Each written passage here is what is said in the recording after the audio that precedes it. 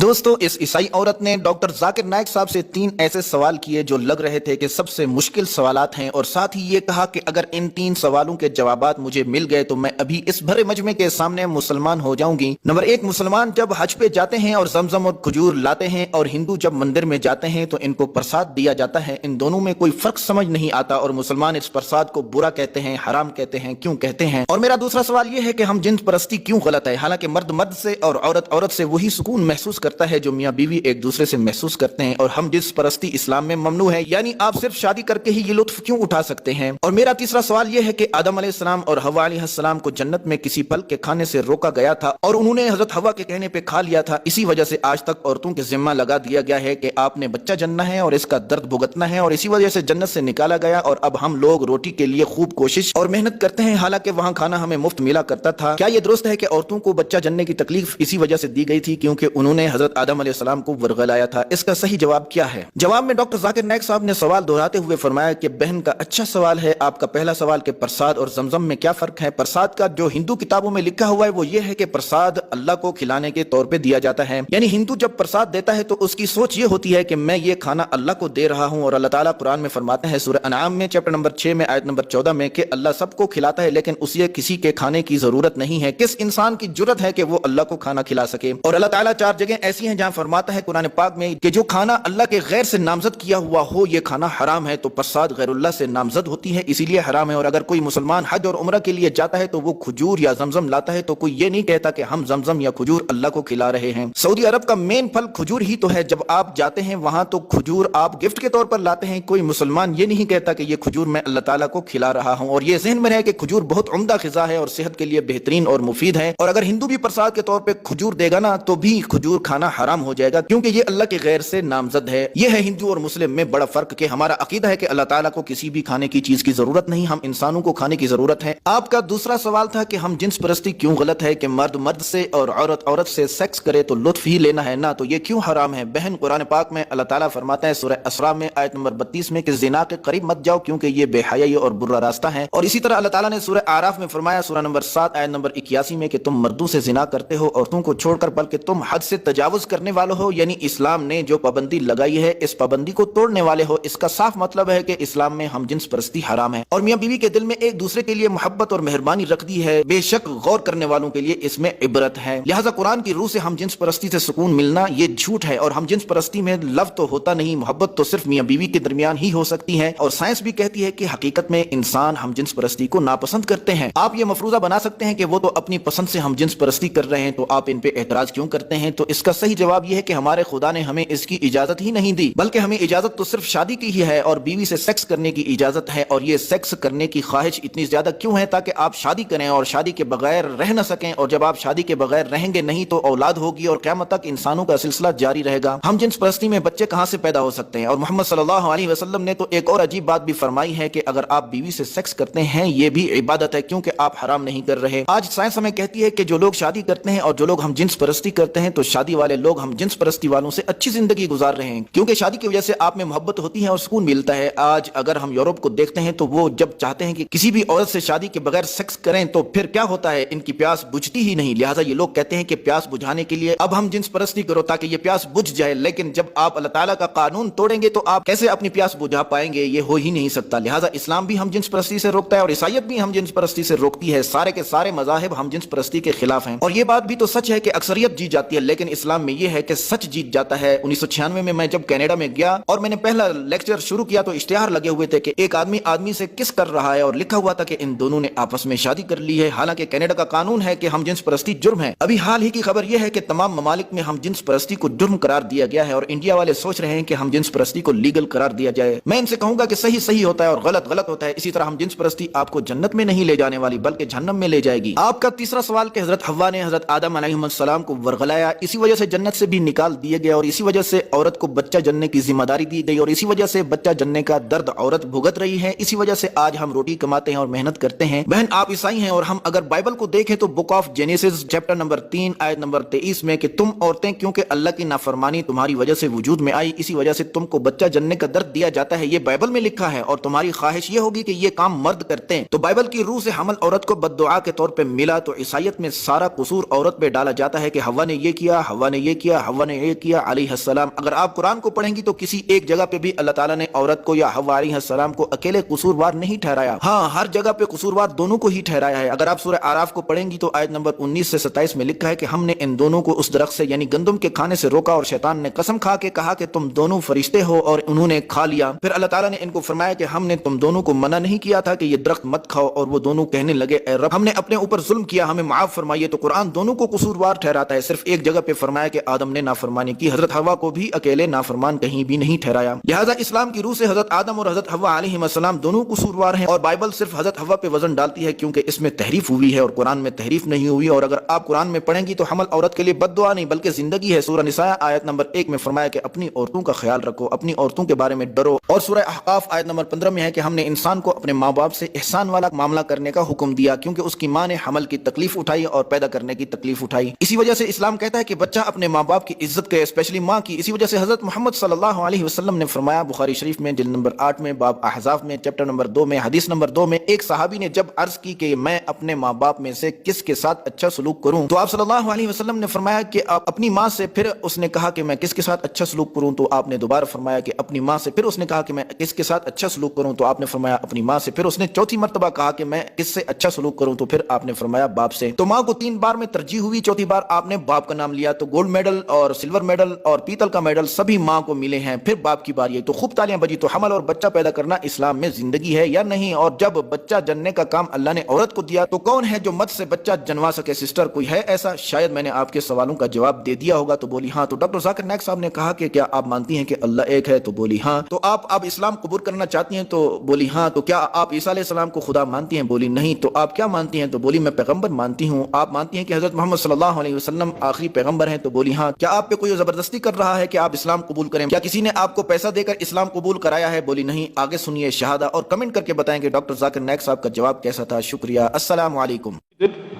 अशहदु अल्लाह इलाहा इल्लल्लाह व अशहदु अन्ना मुहम्मदन अब्दुहु व रसूलुहु। I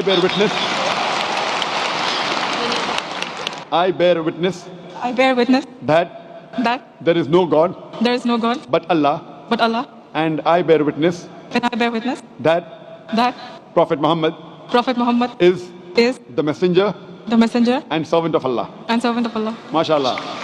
You are a Muslim, and I pray to Allah subhanahu wa ta'ala that to guide you and help you guide your family members also, and to give you the best in this world as well as